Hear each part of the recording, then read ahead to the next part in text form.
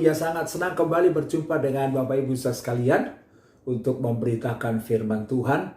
Dan kesempatan ini kita akan membahas bagaimana menemukan dan mengalami Tuhan. Ayatnya dari Yesaya pasal 55 ayat yang ke-6 sampai ayat yang ke-8. Carilah Tuhan selama ia berkenan ditemui, berserulah kepadanya selama ia dekat. Baiklah orang fasik meninggalkan jalannya, dan orang jahat meninggalkan rancangannya. Baiklah ia kembali kepada Tuhan, maka dia akan mengasihinya, dan kepada Allah kita, sebab ia memberi pengampunan dengan limpahnya. Sebab rancanganku bukanlah rancanganmu, dan jalanmu bukanlah jalanku. Demikianlah firman Tuhan. Nah, saudara yang dikasihi Tuhan, saya percaya bahwa hal terpenting dalam hidup ini adalah mengalami, menemui, dan berjumpa dengan Tuhan. Kenapa? Karena kalau kita berjumpa dengan Tuhan, kalau kita mengalami Tuhan, maka saya percaya hidup bisa berat, tantangan bisa ada, masalah bisa ada. Tetapi saya percaya buat orang yang mengasihi Tuhan, Alkitab bilang, dia akan mengalami damai sejahtera. Dia akan bersukacita dalam Tuhan. Karena memang kita cakap menanggung segala perkara di dalam Tuhan. Orang yang menemukan Tuhan, orang yang berjumpa dengan Tuhan, Alkitab kita yang menegaskan, orang yang mengenal Tuhan akan tetap kuat dan bertindak. Sayangnya ada banyak orang karena tidak mengalami Tuhan sehingga tidak berusaha dengan keras, ya kan, tidak memberikan seluruh hidupnya untuk mencari dan menemukan Tuhan. Padahal Alkitab berkata buat kita, Dia Allah yang berkenan ditemui. Ada banyak orang sangat semangat ketika ingin berjumpa dengan tokoh-tokoh penting, ya kan? Mau berjumpa dengan sang artis yang terkenal, mau berjumpa dengan para pejabat, ya kan? Mau berjumpa dengan para pengusaha besar, mereka semangat berjumpa, ya kan? Dan mereka menghabiskan energinya, ya kan? Dan biasanya syarat untuk menjumpai dengan mereka sangat sulit. Tetapi sangat disayangkan, ada banyak orang yang berkata, Allah itu maha kuasa, Allah itu maha hadir, Dia berkenan dijumpai. Tetapi ada banyak orang tidak bersemangat mencari Tuhan, tidak bergairah mencari Tuhan, ya kan? Dan jujur, mencari Tuhan itu tidak sulit. Kenapa? Karena Alkitab bilang Allah berkenan ditemui dan Allah hadir di mana-mana. Karena Allah itu roh. Artinya apa? Tuhan itu nggak dibatasi oleh tempat. Tuhan itu nggak dibatasi oleh waktu. Dimanapun kita ingin menjumpai Tuhan, kapanpun kita menjumpai Tuhan, Allah berkenan ditemui. Dan berita yang sangat luar biasa, kalau Allah menjumpai kita, maka kita lihat hal-hal yang besar terjadi dalam hidup kita.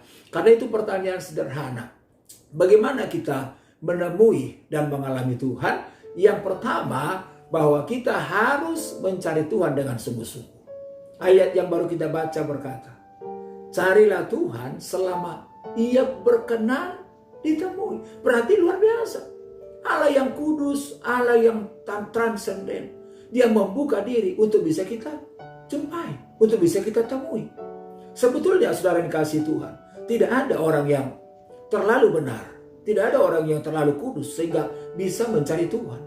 Sebetulnya Allah yang lebih dulu mencari hidup kita. Dia tinggalkan surga, Dia datang ke dunia yang penuh keterbatasan, bahkan ke dunia yang penuh dosa untuk mencari kita, sehingga kita bisa ditemukannya. Nah, tetapi setelah kita ditemukan oleh Tuhan, maka kita juga harus mencari Tuhan. Nah, bagaimana caranya? Ya kan? Kita bilang berserulah kepada-Aku. Ketika kita ingin menjumpai Tuhan, maka kita lipat tangan kita. Kita masuk dalam ruang-ruang doa kita. Kita cari Tuhan. Saya percaya bahwa doa memang adalah sebuah persekutuan dengan Tuhan.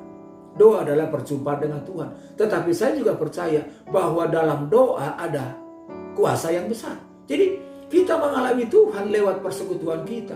Tetapi kita juga mengalami Tuhan lewat kuasa doa yang dijawab. Kita punya pengalaman-pengalaman yang membuktikan bahwa Tuhan kita dahsyat, Tuhan kita luar biasa. Dia berkenan menolong setiap orang yang berseru kepadanya.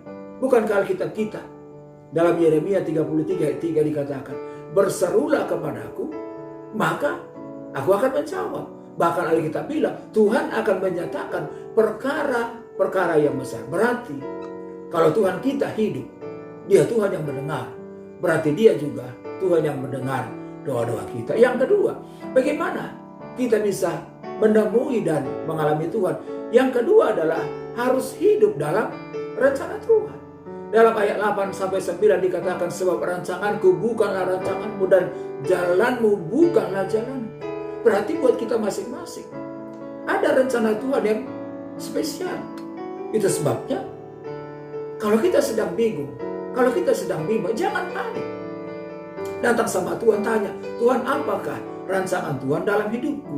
Nah, saudara yang saya percaya bahwa rancangan Tuhan yang paling dahsyat dalam hidup kita adalah supaya kita berjalan dalam keselamatannya. Rancangan Tuhan yang paling dahsyat dalam hidup kita adalah supaya kita dibebaskan dari setiap dosa-dosa kita. Supaya kita dibebaskan dari setiap kuasa kegelapan yang mengikat hidup kita. Dan saya terlalu percaya setelah kita diangkat menjadi anak-anaknya, Tuhan punya rencana yang spesial dalam hidup kita. Dan kalau kita berjalan sesuai dengan rencana Tuhan, saya percaya Dia akan menyertai, Dia akan memimpin, Dia akan menolong kita. Saudara mungkin masih ingat kisah Yusuf, seorang anak muda yang punya rencana dari Tuhan atas hidupnya. Dan memang untuk mencapai rencana itu ada banyak tantangan, ada banyak penderitaan, ada proses yang luar biasa yang dilewati oleh Yusuf. Tetapi ingatlah, selama Yusuf berjalan dalam rencana Tuhan, maka rencana Tuhan tidak pernah gagal. Maka tangan Tuhan terus menopang dia. Maka kasih karunia Tuhan menolong Yusuf sehingga dia bisa sampai kepada rancangan Tuhan. Nah, itu sebabnya apapun keadaanmu hari ini, jangan frustasi. Yang perlu kita cari Tuhan, lipat tangan, tanya rencana Tuhan dalam hidupmu, dan kita percaya Tuhan menyatakan kuasanya. Yang ketiga, bagaimana kita menemukan Tuhan dan mengalami Tuhan? Yang ketiga adalah harus hidup sesuai dengan rencana Tuhan. Dalam Yesaya 55 ayat 7, 10-11 dikatakan bahwa orang fasik harus meninggalkan jalannya. Berarti mencari Tuhan bukan soal status. Mencari Tuhan bukan soal ada di gereja. Tetapi yang lebih penting adalah orang yang mencari Tuhan harus merubah kehidupannya. Harus bertobat dari jalan-jalannya. Untuk apa kita mencari Tuhan kalau toh masih hidup dalam dosa kita? Kita yang disebut dengan sebagai orang-orang munafik. Makanya Yesus berkata, bangsa ini memuliakan aku dengan bibirnya, tapi hatinya masih menjauh dari hidup. Artinya apa? Orang bisa ada di gereja, orang bisa melayani, tetapi selama perbuatannya menyakiti hati Tuhan, tidak berbalik dari jalan-jalannya, maka dia tidak pernah menemukan Tuhan. Tetapi kita bersyukur dari ayat yang kita baca. Alkitab bilang kalau seseorang mencari Tuhan, maka Tuhan mengasihi hidupnya karena kasihnya begitu limpah. Dan Alkitab mencatat Tuhan akan mengampuni hidupnya. So, tidak ada masa lalu yang terlalu berat. Tidak ada kesalahan kita yang terlalu besar yang membuat kita tidak diterima di hadapan Tuhan. Dan saya percaya ketika Tuhan menerima hidup kita, maka ketika kita menemui Dia, maka kita berjumpa dengan kuasa-Nya. Doa saya, maju terus. Tuhan Yesus memberkati Bapak Ibu. Haleluya.